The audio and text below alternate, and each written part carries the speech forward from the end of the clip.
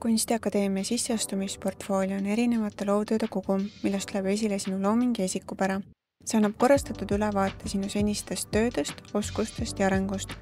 Portfoolio näitab, kui palju ja milliseid loovtöid sa oled teinud näiteks koolis või huvikoolis, millised on sinu hobid, mis lisaoskused sul on, kas oled ise midagi juurde õppinud.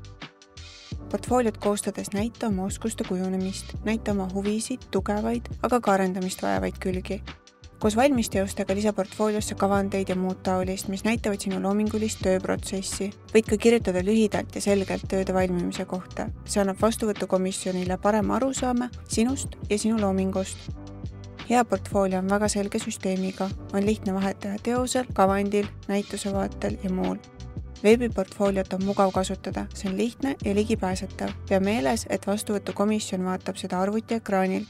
Hästi oluline on tähele panna, et Eesti Kunstiakadeemia erinevatel erialadel on sisseastumisportfooliole täiesti erinevad nõuded. Tutvu kindlasti enda eriala nõuetega.